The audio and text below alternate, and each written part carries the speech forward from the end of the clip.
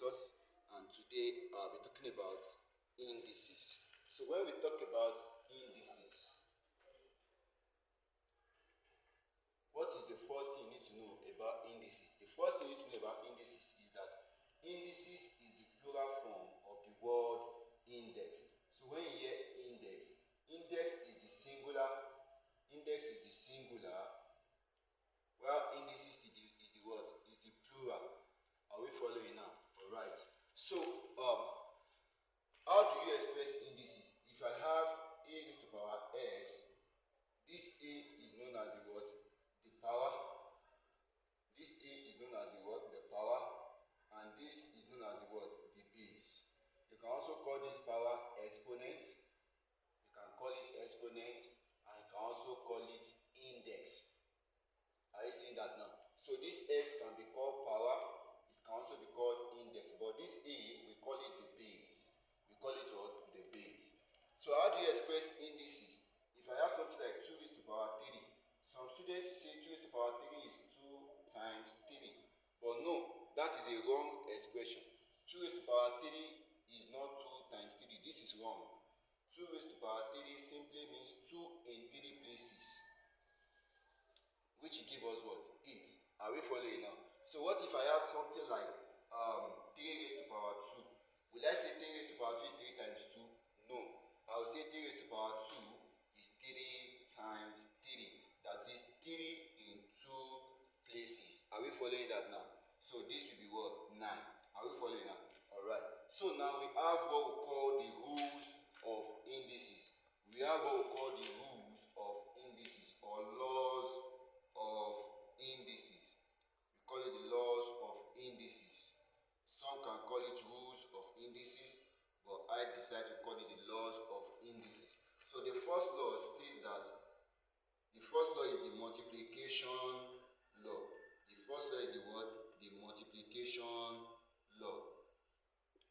And what does this one say? This one says that if I have a raised to the power of x multiplied by a raised to the power of y, then I'm going to have, since the base are equal. Are you following now? Since the base are equal, I'm going to have 1, and then I'm going to have x.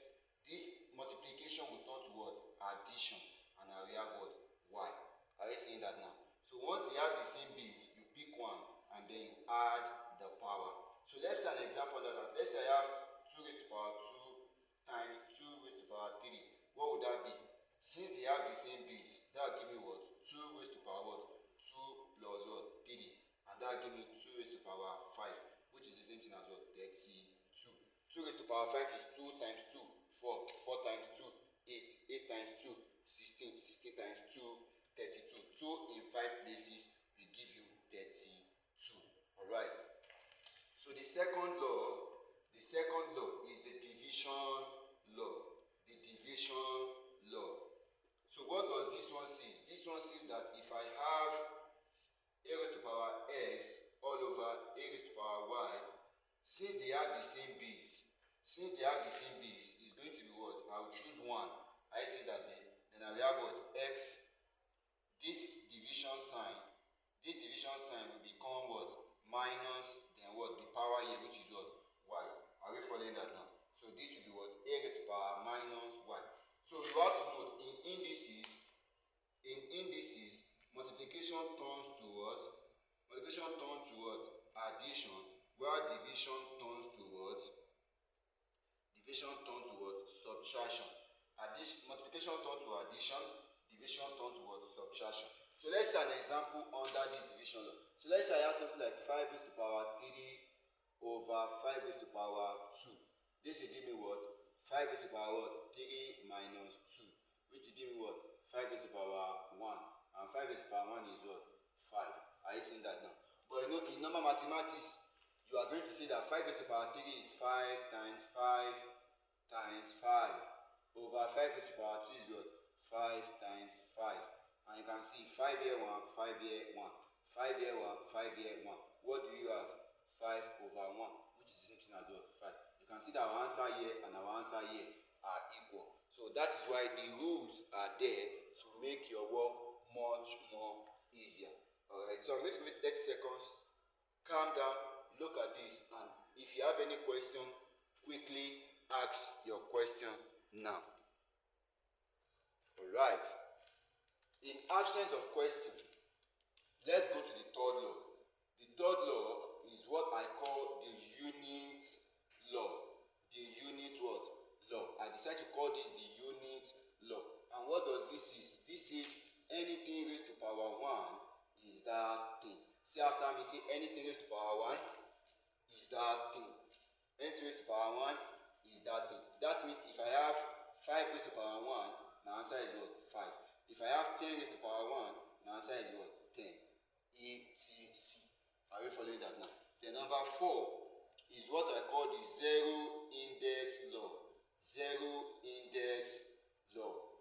Zero index law. You can also call this unit index law. The why this is zero index law. Unit in mathematics signifies 1. When you hear the word unit, it means 1. Alright? So zero index law, this means anything raised to power 0 is 1. Anything raised to power 0 is what? 1. So colossus raised to power 0 is 1. Are you seeing that now? But colossus raised to power 1 is colossus.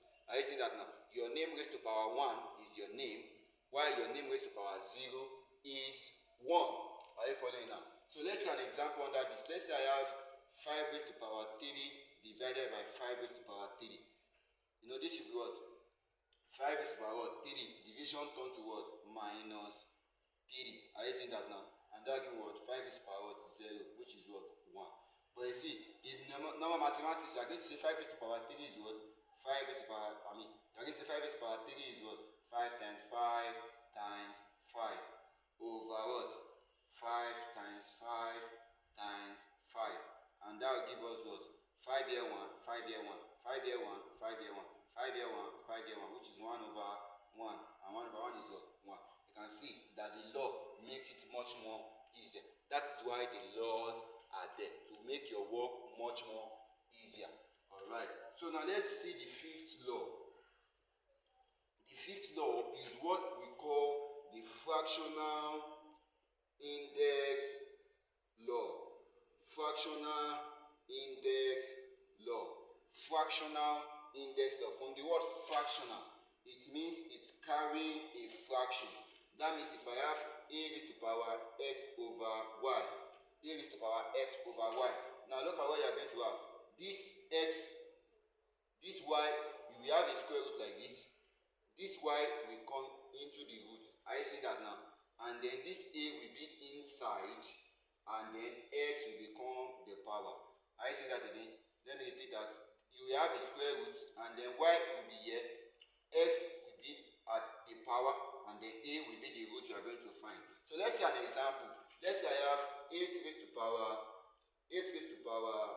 2 over 3. Are you seeing that now? So this will be what? Cube root. Are you seeing that now? Cube root of 8 raised to power what? 2. Now, what does cube root of 8 means? I want you to think. What does cube root of 8 means? Cube root of 8 means one single number that you are going to multiply in 3 places that is going to give you 8. One single number you are going to multiply in 3 places that will give you 8. So let me give you a few seconds to think. What are the numbers that you multiply in 3 places that will give you 8? The first number is 1. 1 times 1 times 1 is 1. Are you seeing that now? 1 times 1 times 1 is 1. Then let's go to the next number. 2. 2 times 2 times 2 is 8. Because 2 times 2 is 4. 4 times 2 is 8. So that means the single number that will multiply in 3 places that will give me 8 is 2. That means everything in this bracket now become 2. Are you seeing that now? Then the power which is what? 2. Are you seeing that now? That means 2 is power 2. My final answer for this is what? 4. Let me assume that you don't understand this example. Let's another example. Let's say I have 16 raised to power 1 over 2. So this will be what? Square root. Are you seeing that? 16. What will be here now? 2. And what will be here? 1. Are you seeing that? So who identify what this means. This means a single number you will multiply in two places that will give you 16. What are the numbers? Let's start from 1. 1 times 1, 1. The next number, 2. 2 times 2, 4. I didn't get 16. The next number, 3. 3 times 3, 9. I didn't get 16. The next number, 4. 4 times 4, 16. I see that now. That means the number I multiply in two places that will give me 16 is what? 4. Are we following now? 4. Then raised to power what now? 1. And that will give me what? 4 raised to power 1. According to unit index law. Unit index law says 4 raised to power 1 is what? 4. Are you seeing that now? 4 raised to power 1 is 4. Are you seeing that now? So let's take last example under this, because this law is one of the most important law in the laws of indices. So let's say I have 27 raised to power 2 over 3. Are you seeing this now? So someone should pause the video, solve this question. What do you think the answer is going to be? This is the what? Square root. 3 will be here, yes or yes. And this is 27, and then power what? 2. Are we following now? Are we following now? Alright. So this is going to be what?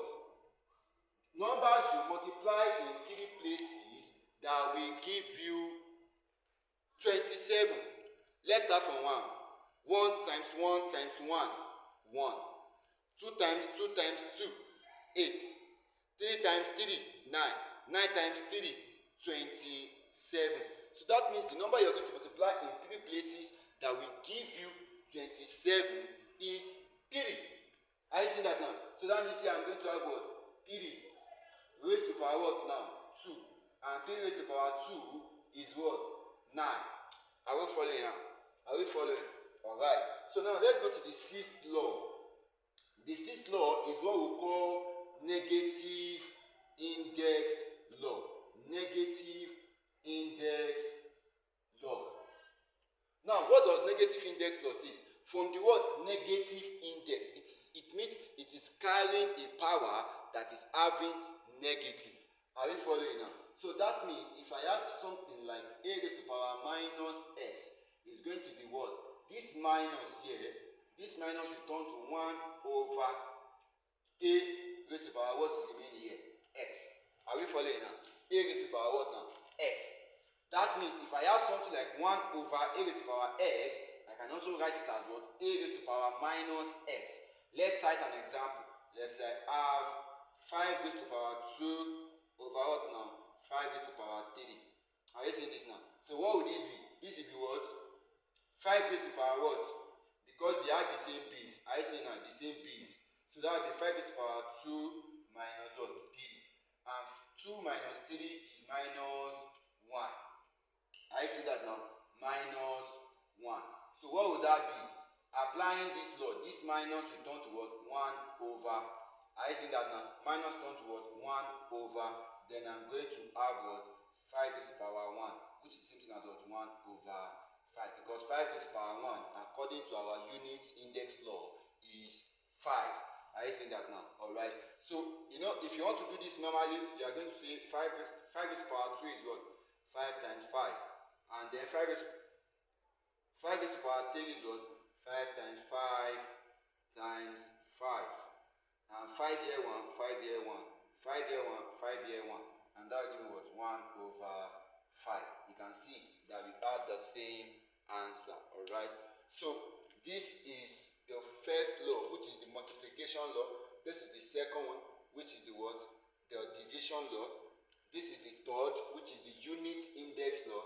This is fourth, zero index law, fractional index law, and then we have the negative index law. So we have few more laws before we go into example. So let's see the 7th law now.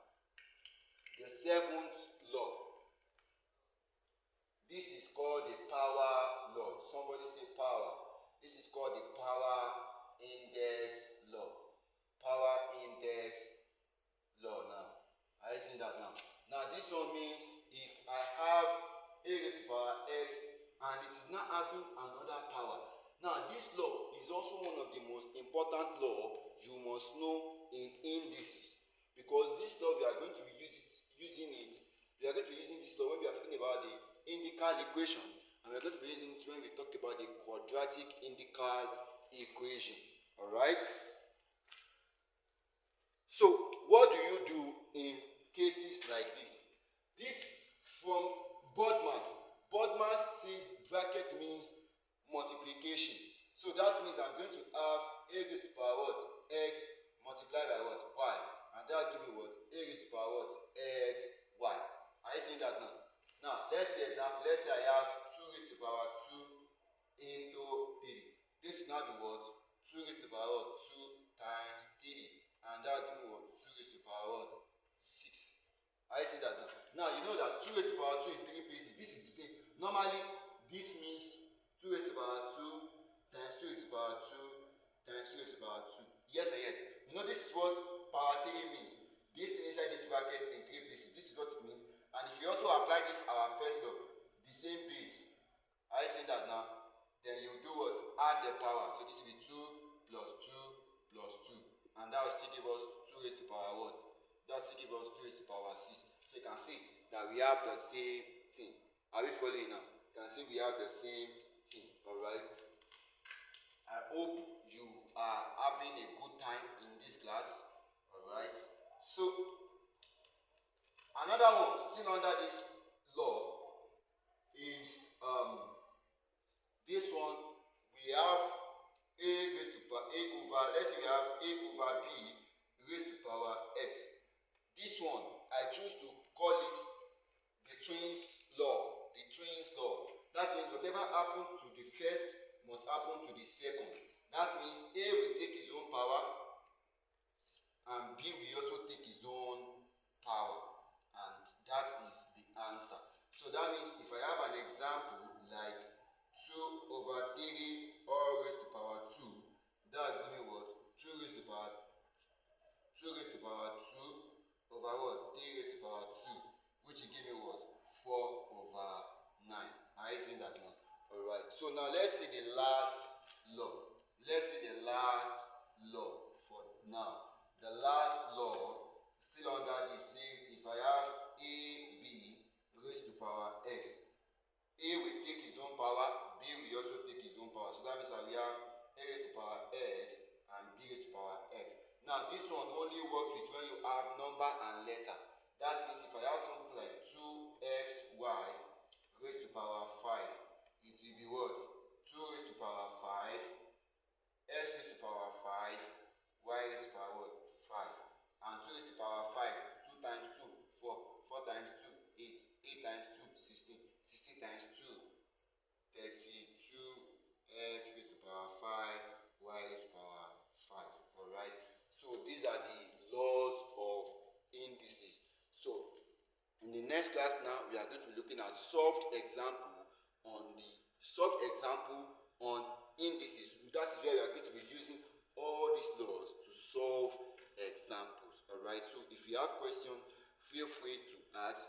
Don't forget to subscribe to this channel, like and share this video. Alright, so thank you, and I will see you in the next class. Alright.